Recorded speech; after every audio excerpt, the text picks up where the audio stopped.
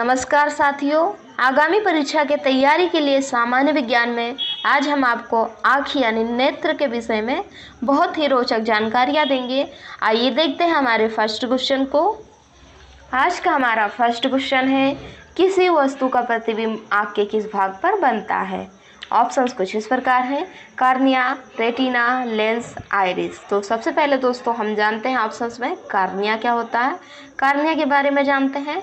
Cornea आँखों का वह पारदर्शी भाग होता है जिस पर बाहर का प्रकाश पड़ता है और उसका प्रत्यावर्तन होता है। यह आँख का लगभग तिहाई भाग होता है दोस्तों। अब जानते हैं रेटिना के बारे में। रेटिना आँख के पिछले पर्दे को रेटिना कहा जाता है। इसमें कुछ कोशिकाएं मौजूद होती हैं जिनकी मदद से प्रकाश पहुंचता है और उसी प्रकाश के कारण हम देखने में सक्षम होते हैं। आँख की ज़्यादातर बीमारी रेटिना में किसी भी तरह की खराबी की वजह से होती है। अब देखते हैं दोस्तों लेंस के बारे में। लेंस एक प्रकाशीय यंत्र होता है जो प्रकाश के अपवर्तन के सिद्धांत पर कार्य करता है। लास्ट ऑप्शन बचा है दोस्तों आइरिस मानव तथा अधिकांश स्तनधारियों एवं पक्षियों की आँख के भीतर की एक पतली वृत्ताकार संरचना है जिसका काम आँख के तारे पिपुल के व्यास को नियंत्रण करना होता है। चारों ऑप्शंस के बारे में हमने आपको बता दिया है। अब आपको आंसर गेस करना है दोस्तों कि वस्तु का प्रतिबिंब आँख के किस भाग पर बनता है। आंसर आप गेस कीजिए दोस्तों, बहुत ईजी है।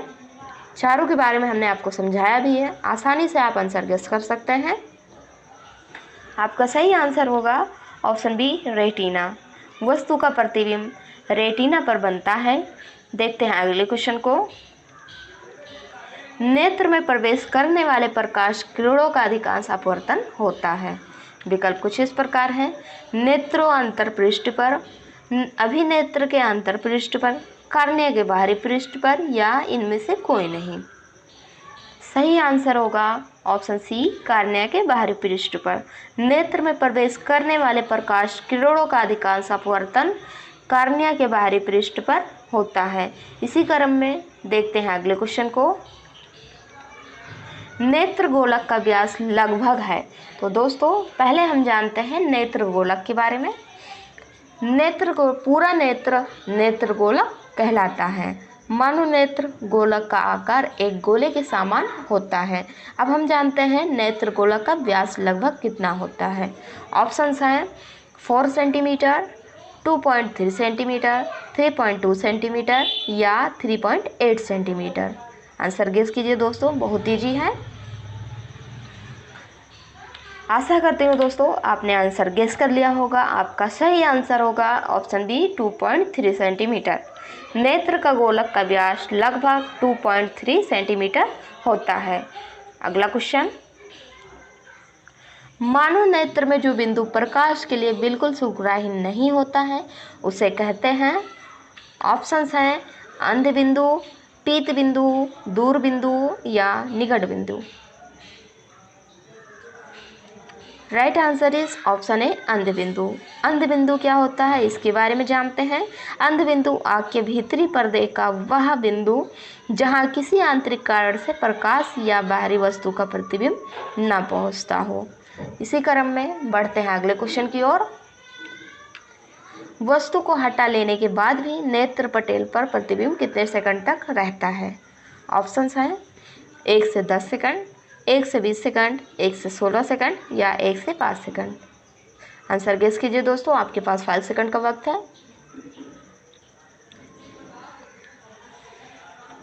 आपका सही जवाब होगा ऑप्शन ए 1 से 10 सेकंड। वस्तु को हटा लेने के बाद भी नेत्र पटेल पर प्रतिबिंब 1 से 10 सेकंड तक रहता है। नेक्स्ट क्वेश्चन, जो नेत्र निकट वस्तु को साफ नहीं देख सकता उस नेत्र में होता है। आइए देखते हैं। ऑप्शंस हैं दूर दृष्टि दोष, निकट दृष्टि दोष, जरा दृष्टि दोष या वर्धन्यता। आंसर गेस कीजिए दोस्तों। आपका सही जवाब होगा ऑप्शन ए दूर दृष्टि दोष।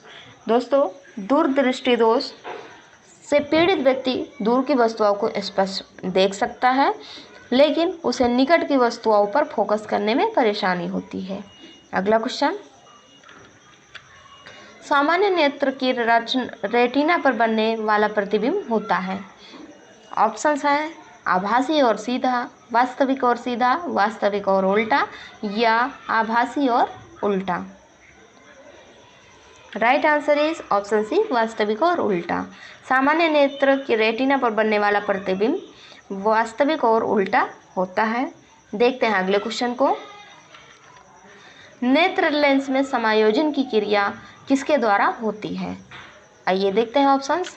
आइरिस, नेत्र लेंस, सिलेरी पेशियों या कार्निया। आपका सही आंसर होगा ऑप्शन सी, सिलेरी पेशियों द्वारा। नेत्र लेंस में समायोजन की क्रिया सिलेरी पेशियों द्वारा होता है। अब हम जानते हैं दोस्तों सिलेरी पेशियाँ क्या होती हैं, उसके बारे में जानते हैं। सिलेरी पेशियाँ आँख का एक क्षेत्र है जो लोगों का ध्यान केंद्रित करने में मदद करता है। सिलेरी मांसपेशी की सहायता से आँख के लेंस को चपटा या गोल किया जा सकता है, जिससे लोग दूर और निकट की वस्तुओं पर ध्यान केंद्रित कर सकते हैं। अगला क्वेश्चन, सिग्नलों की व्याख्या कहाँ होती है? ऑप्शंस हैं मस्तिष्क में, पुतली में, रेटिना में या कार्निया में। आपका सही जवाब होगा ऑप्शन ए, मस्तिष्क में। सिग्नलों की व्याख्या मस्तिष्क में होती है। नेक्स्ट क्वेश्चन, आँख की पुतली किस भांति कार्य करती है? ऑप्शंस कुछ इस प्रकार हैं। दीर्घ तंत्रिका की, पुतली की, परितारिका की या परिवर्तिक द्वारक की। Right answer is option D, परिवर्तिक द्वारक की भांति। आँख की पुतली परिवर्तिक द्वारक की भांति कार्य करती है। देखते हैं अगले क्वेश्चन को इसी क्रम में। कार्निया के पीछे एक संरचना को कहते हैं? ऑप्शंस हैं पुतली, नेत्रपटल, रेटिना या परितारिका। तो दोस्तों बहुत ईजी क्वेश्चन है, बहुत से लोगों को इसका आंसर पता भी होगा और शायद बहुत से लोगों ने पहली बार भी देखा होगा। आपका सही आंसर होगा ऑप्शन डी, परितारिका। कार्निया के पीछे एक संरचना होती है जिसे परितारिका कहते हैं। परितारिका को आइरिस भी कहा जाता है। बढ़ते हैं अगले क्वेश्चन पे। निकट दृष्टि दोष उत्पन्न होने का क्या कारण है? ऑप्शंस हैं अभिनेत्र लेंस की वक्रता बढ़ जाना, अभिनेत्र लेंस की वक्रता घट जाना, नेत्र गोलक की लंबाई घट जाना या सभी कथन सकते हैं। Right answer is option A, अभिनेत्र लेंस की वक्रता बढ़ जाना। निकट दृष्टि दोष उत्पन्न होने का कारण अभिनेत्र लेंस की वक्रता बढ़ जाना होता है। अगला क्वेश्चन, निकट दृष्टि दोष दूर करने के लिए किस लेंस का व्यवहार होता है? ऑप्शंस हैं उत्तल लेंस, अवतल लेंस, समतल लेंस या सभी। सही जवाब होगा ऑप्शन डी, अवतल लेंस। दोस्तों अवतल लेंस के बारे में हमने आपको बता ही दिया था पहले भी। देखते हैं अगले क्वेश्चन को। आँख में प्रवेश करने वाले प्रकाश की मात्रा को नियंत्रित करता है? विकल्प हैं परितारिका, पलकें, पतली या lens. Right answer is option A, परितारिका।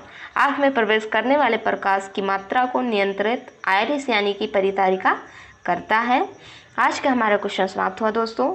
हमारे वीडियो को शेयर करें, लाइक करें एवं चैनल को सब्सक्राइब करें, जिससे हमारी टीम और भी अच्छे वीडियोस आपको दे पाएँ।